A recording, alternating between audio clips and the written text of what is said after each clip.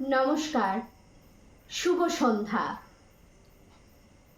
বিশ্বকবি রবীন্দ্রনাথ ঠাকুর রচিত কৃপণ আবৃত্তিটি আমি আপনাদের কাছে নিবেদন করছি। আমি ভিক্ষা করে ফিরতেছিলাম গ্রামের পথে পথে, তুমি তখন চলেছিলে তোমার স্বর্ণরথে। অপূর্ব এক স্বপ্ন সম লাগতেছিল চক্ষে মম। কি বিচিত্র শোভা তোমার, কি বিচিত্র সাজ।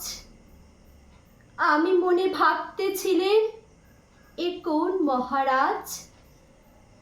আজি শুভক্ষণে রাত পোহালো, ভেবেছিলেম তবে আজ আমারে দাঁড়ে দাঁড়ে ফিরতে নাহি হবে। বাহির হতে নাহি হতে কাহার দেখা পেলেম পথে। চলিতে ধন ধান্য ছড়াবে দুই ধারে। মুঠা মুঠা কুড়িয়ে নেব ভারে ভারে। দেখি সহসা রথ থেমে গেল আমার কাছে এসে। আমার মুখপানে চেয়ে নামলে তুমি হেসে। দেখে মুখের প্রসন্নতা জুড়িয়ে গেল সকল ব্যথা। হেনকালে কিসের লাগি তুমি অকস্মাৎ। আমায় কিছু দাও গো বলে বাড়িয়ে দিলে হাত। মরি একই কথা রাজাধিরাজ, আমায় দাও গো কিছু। শুনে ক্ষণকালের তরে রইনু মাথা নিচু।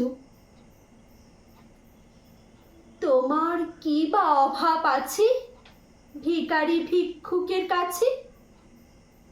এ কেবল কৌতুকের বশে আমায় প্রবঞ্চনা। ঝুলি হতে দিলেন তুলে একটি ছোট কণা। যবে পাত্রখানি ঘরে এনে উজাড় করি, এ কি ভিক্ষা মাঝে একটি ছোট সোনার কণা দেখি। দিলেম যা রাজ ভিখারিরে, স্বর্ণ হয়ে এলো ফিরে। তখন কাঁদি চোখের জলে দুটি নয়ন ভরে। তোমায় কেন দিইনি আমার সকল শূন্য করে। আপনাদের যদি আমার এই আবৃত্তিটি ভালো লেগে থাকে, আপনারা আমার চ্যানেলটিকে সাবস্ক্রাইব করুন, লাইক করুন, শেয়ার করুন, কমেন্ট জানান। আজ ভিডিওটি আমি এখানেই শেষ করলাম।